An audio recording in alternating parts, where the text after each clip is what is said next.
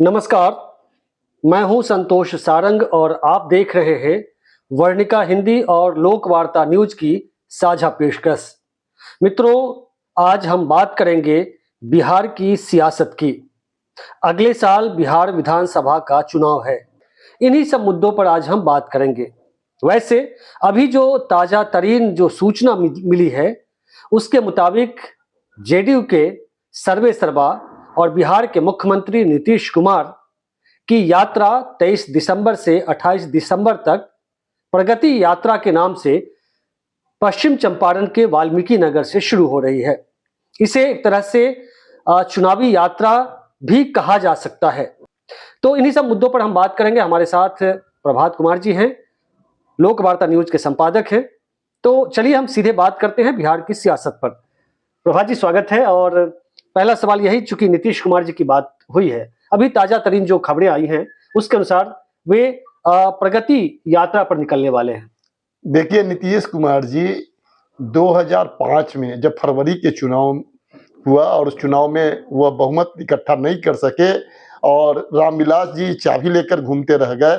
उसके बाद उन्होंने एक न्याय यात्रा वाल्मीकि नगर से निकाला था और वह वाल्मीकि नगर से जो न्याय यात्रा निकली, वहीं से बिहार में नीतीश कुमार जी की सरकार शुरू हुई। और उसमें अगर एक साल से कुछ कम समय जीतन राम मांझी जी बिहार के मुख्यमंत्री रहे, अन्यथा यहाँ पर विपक्ष परिवर्तन होता रहा, सत्ता परिवर्तन सिर्फ जो गठबंधन के साथी हैं उनका होता रहा। मुख्यमंत्री नीतीश कुमार रहे हैं, 19 सालों से वो सत्ता में कायम है।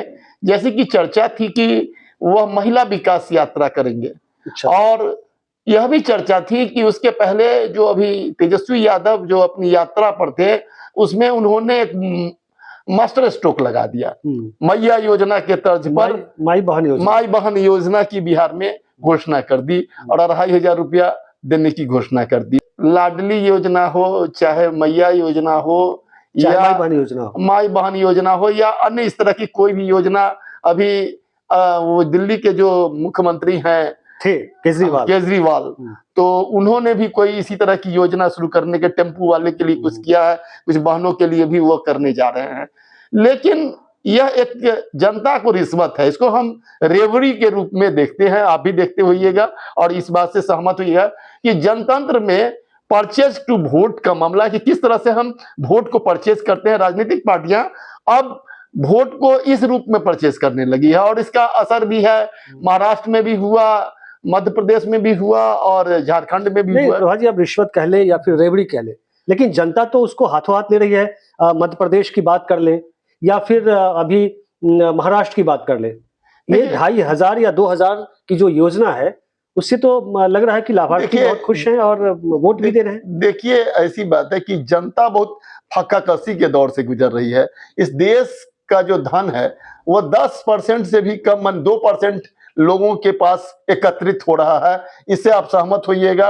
और यह चर्चा सारी राजनीतिक पार्टी के नेता करते हैं और बोलते कुछ है और करते कुछ है। जब समय आता है तो बदल जाते हैं समय। यही भारतीय जनता पार्टी इस देश में स्वदेशी आंदोलन की बात करती थी और आज विदेशी आंदोलन चला रही है। फ्लिपकार्ट हो, अमेजन, तो वो उस तरह की कंपनियों को भारत में प्राथमिकता दे रही है। चाइना से हम खराब रिलेशन की बात करते हैं, एक खिलौना भी चाइना का ही घर घर में देखा जाता है। नहीं, बिल्कुल आप सही कह रहे हैं। प्रधानमंत्री मोदी कहते हैं कि लोकल टू ग्लोबल, मतलब अब हम सब कुछ बना रहे हैं। लेकिन कल ही मैंने एक बूफर खरीदा है, वो मेड इन चाइना। वो दीवार पर जो हम टांगते हैं कोई तस्वीर, उसका जो वो चिपकाने वाला होता है वो मेड इन चाइना। तो खैर विषय से विषयांतर नहीं होंगे। हम आते हैं कि हर बार नीतीश कुमार जी वाल्मीकि नगर से यात्रा क्यों शुरू करते हैं? पश्चिम चंपारण से इतना लगाव क्या है? देखिए, एक तो वहाँ की हरियाली उनको काफी पसंद है और वहाँ एक जनजाति है थारू जिसको कहते हैं, थारू से उनको बड़ा लगाव है। और 2005 में जब न्याय यात्रा शुरुआत हुई थी तो जिस तरह का शानदार स्वागत थारू लोगों ने वहाँ किया था और उन लोगों ने जिस तरह से नीतीश कुमार को उस वाल्मीकि नगर में, जो किसी जमाने में उसको बिहार का चंबल कहा जाता था, और वहां पर जो जागृति आई उससे कारण उनका लगाव रहा है। वैसे राजनीति में बहुत तरह की बात होती है, बहुत नेता बहुत तरह की बात करते हैं, मैं उस बारे में कुछ नहीं कहना चाहूंगा, लेकिन एक तो महात्मा गांधी से वह प्लेस कनेक्ट करता है। अच्छा। भितिहरवा से भी एक आधी यात्रा शुरू हुई है, बहुत सारे राजनीति, लेकिन नीतीश कुमार हमेशा ऑलमोस्ट जो वहां का जो पश्चिम चंपारण से ही यात्रा अब तक शुरू करते रहे हैं। हमको लगता है कि यह लगभग उनकी 17, 18 या 20 के आसपास यात्राओं की गिनना तो अभी संभव नहीं है, लेकिन 17, 18 से कम यात्रा वो नहीं कर चुके हैं। अपने लगभग हर साल वो यात्रा पर निकलते हैं और लोगों के बीच जाने का प्रयास करते हैं। यह बात अलग है कि जो अधिकारी हैं, जो उनका कुनवा है जो प्रशासन का, वह उनको उन चीजों तक पहुंचने नहीं देता है जहां तक उनको जाने की जरूरत है। वह पिछड़ा इलाका वह नहीं देख पाते हैं जिसे उनको देखने की जरूरत है। और ठीक है, पश्चिम चंपारण में से यात्रा शुरू करने के कारण जो आज पश्चिम चंपारण के इलाके में क्रांति आई है, जो भौगोलिक विकास हुआ है, जो वहां पर पर्यटन का विकास हुआ है, वह निश्चित तौर पर उसके लिए नीतीश कुमार धन्यवाद के पात्र हैं। लेकिन जब वह यात्रा शुरू करते हैं और जब वह प्रगति यात्रा की बात कर रहे हैं, तो मेरी एक मैंने सुझाव या राय कह लीजिए कि हम ये उनको कहना चाहेंगे कि वो उस जगह तक जाए जहां तक उनके 19 सालों के शासन की रोशनी नहीं पहुंची है, जहां अभी भी इंदिरा आवास के लिए कोई आवेदन लेके बैठा है, जहां वृद्धावस्था पेंशन के लिए आवेदन लेके बूढ़ी महिलाएं इंतजार कर रही है, रिश्वत और भ्रष्टाचार के कारण उनका भाग्योदय नहीं हुआ। हाँ बिल्कुल, आप कह रहे हैं कि जहां तक विकास की रोशनी नहीं गई वहां से भी यात्रा शुरू करनी चाहिए। प्रभा जी, 2025 में बिहार विधानसभा का चुनाव है। नीतीश कुमार की राजनीति के लिए भी नीतीश कुमार का की अंतिम पारी ही होगी, उम्र के हिसाब से भी देखें तो। अगर हम बात थोड़े अतीत में जाएं, क्योंकि हम बिहार की राजनीति, बिहार क्रांतिकारी लोगों की धरती रही है, आंदोलनकारियों की धरती रही है। यहाँ से कई आंदोलन शुरू हुए, जिसमें जेपी मूवमेंट, छात्र आंदोलन की चर्चा हम यहाँ कर सकते हैं। यहाँ लोहिया आए, उसके बाद कर्पूरी ठाकुर जैसे एक शख्सियत का उदय हुआ, तो कई आंदोलन यहाँ से शुरू हुए। अतीत में और जगदेव बाबू ने किस तरह से नारा दिया था। तो क्या छात्र आंदोलन से निकलने वाले, चाहे सुशील मोदी हो, रामविलास पासवान हो, या लालू प्रसाद हो, नीतीश कुमार हो, और भी सुशील मोदी भी, शिवानंद तिवारी, ऐसे जो आज की पीढ़ी के जो नेता हैं, जो बिहार की राजनीति के शीर्ष नेता हैं और नेतृत्व कर रहे हैं पिछले कई दशक से, उनमें से सुशील मोदी चले गए, रामविलास पासवान भी चले गए, लालू प्रसाद की सेहत खराब है और राजनीति से एक तरह से वो अलग ही है, नीतीश कुमार भी लगभग अंतिम दौर में जा रहे हैं। आने वाले समय में बिहार का भविष्य क्या देखते हैं? नेतृत्व कौन करेगा? क्या तेजस्वी यादव, चिराग पासवान, या संतोष कुमार सुमन, या फिर कोई और? क्या देखते हैं? प्रशांत किशोर या प्रशांत किशोर? देखिए, आपने बहुत अच्छा सवाल उठाया है। 74 के आंदोलन की उपज हम लोग भी रहे हैं और उस समय हम लोग स्कूल में थे। हम लोग उम्र में लगभग, जो हमारे सीनियर्स हैं छात्र नेता, उनसे 10 साल का अंतर हो सकता है, और हम लोग लेकिन उस समय को देखे हैं। और ये पूरा का पूरा जो अभी राजनीति में 40 सालों से जो लोग बने हुए हैं, चाहे नीतीश कुमार हो, या सुशील मोदी थे, या रामविलास पासवान थे, और शिवानंद तिवारी जी, शरद यादव, जॉर्ज फर्नांडिस, सारे लोग उसमें से एक पीढ़ी के बड़े शीर्ष नेता गुजर चुके हैं।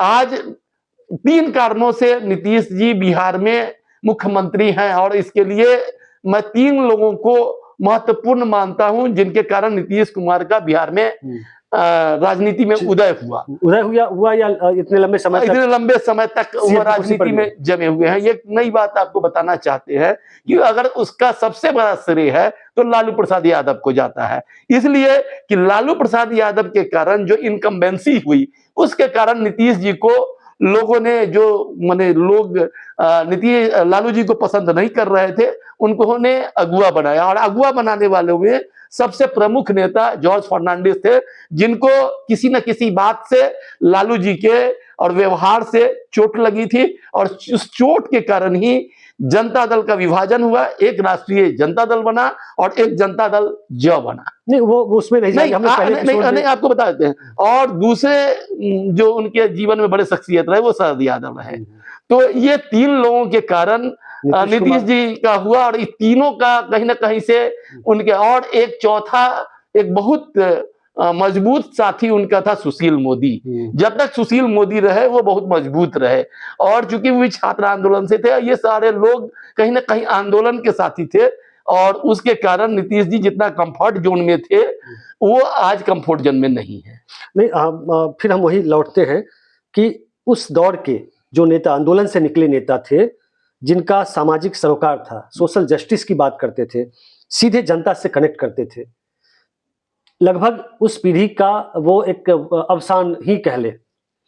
आज बिहार की राजनीति में कोई आंदोलन कहीं से उसकी सुगबुगाहट महसूस नहीं हो रही है। कोई ऐसा जो युवा नेता या जो आगे लीड कर सकने वाले नेता हैं, जिसमें मैंने पहले भी नाम गिनाया, चिराग पासवान के बारे में आप चर्चा कर सकते हैं कि चिराग की राजनीति क्या है रामविलास पासवान से अलग, इस पर थोड़ी सी टिप्पणी मैं चाहूंगा। संतोष कुमार सुमन अगर मांझी, जीतन राम मांझी के सुपुत्र हैं, या फिर प्रशांत किशोर की का भी आपने नाम हंसते हुए लिया, पता नहीं क्यों हंसते हुए लिया। क्या ये भविष्य है, या तेजस्वी यादव से लेकर के इस तरह के नेता, क्या पूरा वैक्यूम नहीं है बिहार की राजनीति? देखिए, बिहार के राजनीति में जो समाजवादी आंदोलन, जिसने आजादी के 1.5 दशक के बाद ही जिस तरह से कांग्रेस को चुनौती दी थी और एक सशक्त विपक्ष का जन्म हुआ था, जिसमें समाजवादी आंदोलन और साम्यवादी आंदोलन, कम्युनिस्ट आंदोलन का बड़ा योगदान रहा, और उसके बड़े नेता रहे, और वह भी एक दौर था, और वह भी दौर 30 साल लगभग चला, आप लोग देखें। और उसमें कर्पूरी ठाकुर बड़ी और जगदेव बाबू जैसे लोग बहुत मजबूती से उभरे। उसमें एक नेता शिवानंद तिवारी जी के पिता रामानंद तिवारी भी थे, वो भी काफी जुझारू नेता थे, कई लोग उसमें थे। आज जो नेता हैं, चाहे तेजस्वी यादव की बात कर ले, चाहे संतोष सुमन की बात कर ले, या चिराग पासवान की बात कर ले, या सम्राट चौधरी की बात कर ले, या मुकेश सहनी की बात कर ले। मुकेश सहनी का थोड़ा सा केस अलग है, लेकिन ये 4 लोग जो मैंने बताया, ये अपनी पार्टी के तो लीडर है ना। नहीं, मैं दूसरी बात करना चाह रहा हूँ कि ये जो 4 नेता हैं, ये चांदी का चम्मच कटोरा में लेकर पैदा हुए हैं, माने कहीं ना कहीं पिता की विरासत पर। सम्राट चौधरी, हाँ, तेजस्वी यादव जी, चिराग पासवान जी, संतोष कुमार सुमन, और इनका जनता से कनेक्ट नहीं है।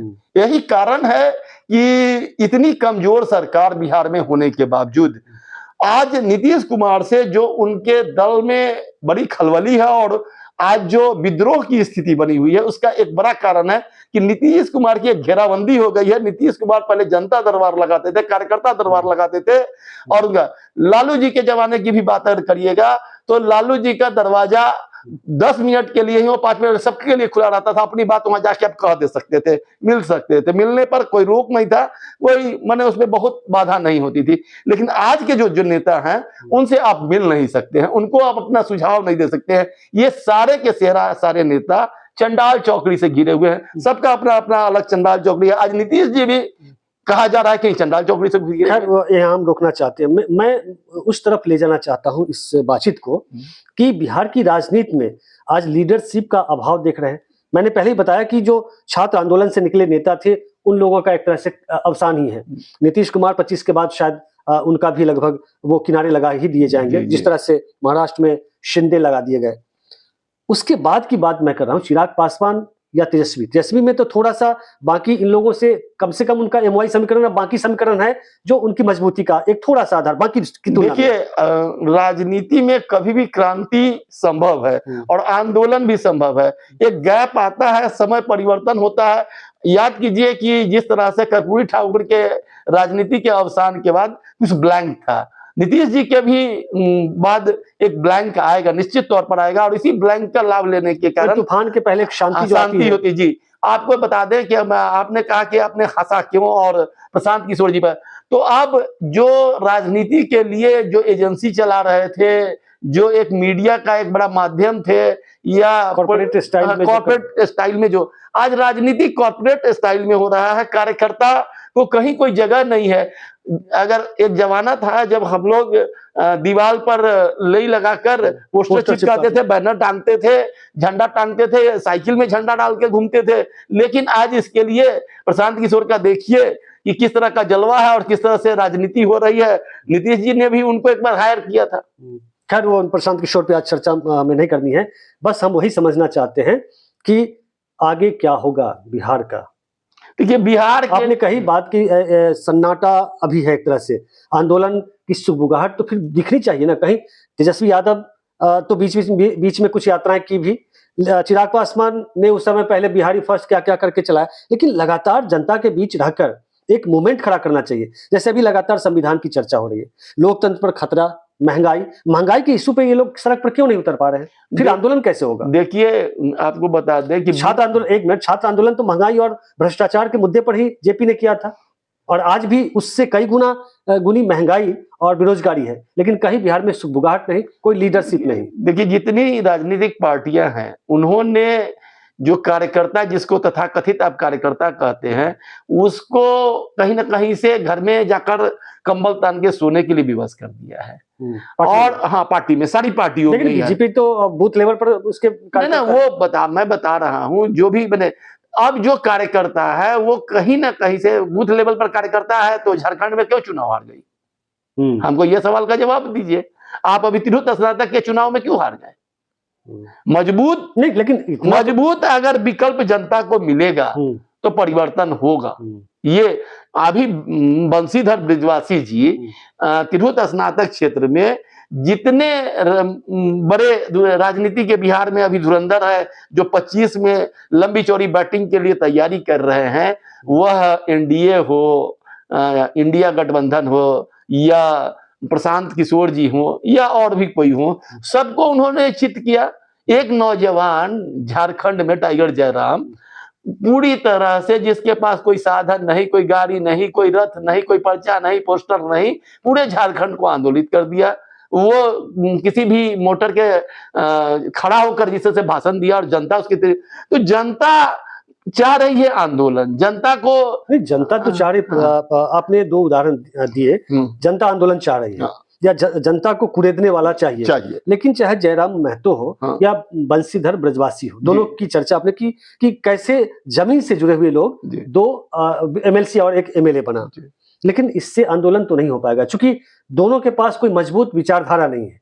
जब तक आइडियोलॉजी नहीं होगी तब तक आप लंबे समय तक अपनी पार्टी और अपने काम को आगे नहीं बढ़ा सकते। एक बार आप भावनात्मक तौर पे जीत जाएं, एक पद वो जीत ले, और फिर बाकी तो, लेकिन लंबे समय तक आप नहीं सस्टेन कर पाएंगे ना। देखिए अभी जिस तरह का दौर चल रहा है सांप्रदायिकता का, और जो सांप्रदायिक राजनीति मंडल और कमंडल में मंडल समाहित हो गया, और कहीं ना कहीं से आप देखिएगा बिहार की मंडल में कमंडल या कमंडल में मंडल समाहित हो गया, उल्टा आपने कमंडल में मंडल समाहित हो गया। और जिस तरह से बिहार में भी इस तरह की घटनाएं आप देख रहे हैं, तो उस स्थिति में तो अब नई राजनीति के लिए, अब देख लीजिए ना कि माले जैसे सशक्त पार्टी, लेकिन वहां भी एक बड़ा संकेत है, सुदामा प्रसाद आरके सिंह को हरा देते हैं। जनता को विकल्प चाहिए। अभय कुशवाहा जीत जाते हैं वहां उस तरह। तो जो मध्य बिहार में जो गर्म तेवर है और गर्म मिट्टी है, वहां पर जिस तरह की स्थिति है, तो बहुत निराश होने की जरूरत नहीं है। यह ठीक है कि आंधी के पहले का यह माने किसी तूफान के ना पहले का सन्नाटा है, कहीं से इतिहास के जुड़ाएगा। और हम तो नीतीश जी से कहेंगे कि अब उनको कम से कम बिहार में जो उन्होंने काम किया है, उनको एक राजनीतिक धारा को, जो सामाजिक राजनीतिक धारा है, उसको आगे बढ़ाने के लिए अब काम करना चाहिए। सत्ता से ज्यादा अलग हटके उसके लिए प्रयास करना। नहीं तो नीतीश जी जरूर आपकी बात समझेंगे और सलाह भी मानेंगे, मुझे लगता है। अभी आपने ब्रजवासी की बात की और जयराम महतो की बात की, एक उदाहरण दिया कि कैसे जनता विकल्प तलाशती रहती है। सुदामा प्रसाद का भी, सुदामा प्रसाद का, ब्रजवासी पर हम लोगों ने इसके पहले वीडियो बनाया, आपको बहुत सारे दर्शकों ने काफी कोसा है, काफी कुछ कहा कि वो लोग चाहते हैं कि ब्रजवासी के इस जीत में जात पात का कोई समीकरण नहीं चला है, और आपको काफी कड़े शब्दों में आपकी आलोचना भी की है। देखिए मैं तो क्या नहीं, सवाल मेरा यह है कि क्या बिहार की राजनीति में, चाहे एमएलसी का चुनाव चाहे कोई, क्या जाति पाति के समीकरण से परे है? क्या बिहार की राजनीति में या भारत की उत्तर, खास करके हिंदी पट्टी राज्यों में, जैसा कि बीजेपी वाले या फिर एक जो वर्ग है कहता है कि नहीं मोदी जी के आने के बाद तो जात पात ही खत्म हो गया, तो क्या लगता है कि जात पात खत्म हो गया है? देखिए, मोदी जी के आने के बाद अगर बिहार में जात पात खत्म हो गया रहता तो जो अभी वर्तमान सत्ता है वह नहीं रहती। नीतीश जी की जगह पर गिरिराज सिंह मुख्यमंत्री होते, या अश्विनी चौबे मुख्यमंत्री होते, या आर.के. सिंह मुख्यमंत्री होते। तो यही तो कह रहे हैं कि जात पात खत्म हो गया है, गिरिराज सिंह मुख्यमंत्री नहीं है, ये नीतीश कुमार है, हाँ, या डिप्टी सीएम सम्राट चौधरी। देखिए, ये जो परसेप्शन है बिहार के बारे में, इतना समझ लीजिए कि एक बड़ा खाई है। बिहार में जाति को माइनस करके राजनीति नहीं हो सकती है। ये अपना चेहरा छिपाने और अपने आप को बचाने के लिए समय समय पर अलग अलग मिथक और प्रतीक गढ़ा जाता है और नैरेटिव बनाया जाता है। नैरेटिव बनाया जाता है। उसी के तहत सारी बातें करते हैं लोग, हम उनका स्वागत करते हैं। लेकिन मैं अपने विचार पर आज भी कायम हूं, अडिग हूं, और यह परसेप्शन अपने हिसाब से लोग बना रहे हैं। हमारा परसेप्शन अपने हिसाब से है। वो सही है। विचार का अंतर हो सकता है, और अगर कोई आलोचना करता है तो मैं उसका स्वागत करता हूँ। जी बिल्कुल, स्वागत करना भी चाहिए। दर्शक का ये अधिकार है कि वो आपकी बात हमारी बात को काटे भी, उसकी आलोचना करें। लेकिन हम जहाँ से बैठकर ये चर्चा कर रहे हैं वहाँ एक कॉलेजिएट स्कूल है जिसका नाम भूमिहार ब्राह्मण कॉलेजिएट स्कूल है। सबसे पहले तो उसका नाम बदल देना चाहिए। तो जात पात खत्म हो गया है, फिर जात के नाम पर इस तरह के कॉलेज और बाकी चीजें जो कुछ हो रही हैं, इस पर आपको भी कुछ कहना है? नहीं, हम तो कहें कि उसका नाम बदल देना चाहिए। उसको जब जो लोग जाति पाति को माने स्वीकार नहीं करना चाहते हैं, उससे अलग हटकर कुछ सोचना चाहते हैं, बात करते हैं, तो उनको तो इसके लिए पहल करना चाहिए और इसमें हाँ, तो हम लोग भी अपनी भावना प्रस्ताव लाना चाहिए कि अब भूमिहार ब्राह्मण कॉलेजिएट टाइप के जो स्कूल कॉलेज के नाम है वो उसको नाम बदल देना चाहिए। इससे एक जातीय दुर्भावना बाहर निकलती है। एकदम एकदम। तो जेपी जी ने तो बहुत कोशिश किया कि जाति तोड़ो। उस समय शादियां भी बहुत सारी हुई, इंटरकास्ट मैरिज भी हुआ हम लोग के समय, और माने ये मैंने हिंदू मुस्लिम में भी काफी लोगों ने नहीं, वो तो है प्रभा जी, लेकिन कहाँ जाति पाति 30 के दशक में जब जात पात तोड़क मंडल प्रगतिशील सवर्ण समाज के प्रगतिशील लोगों ने बनाया था, जिसमें अंबेडकर साहब को भाषण देना था, व्याख्यान देना था, तब से या उसके बहुत पहले से ये प्रयास जारी है, लेकिन जात पात खत्म नहीं हो पा रहा है। तो खैर इस पर हम लोग आगे बात करेंगे, क्योंकि चर्चा लास्ट में जात पात पर इसलिए मैंने की कि ब्रजवासी जी की जीत पर हम लोगों ने जो पिछला एपिसोड बनाया था उसमें कई ऑडियंसेस के जो कमेंट्स आए उसमें यही कि आपकी टिप्पणी गलत है। सारे शिक्षकों ने एकजुट होकर जात पात से ऊपर उठ करके वोट किया था, जो सच्चाई नहीं है, ये दावे के साथ हम लोग कह सकते हैं। हम लोग के पास फीडबैक है। तो फिलहाल इस एपिसोड में इतना ही, मिलते हैं अगले अंक में। तब तक के लिए नमस्कार, शुक्रिया।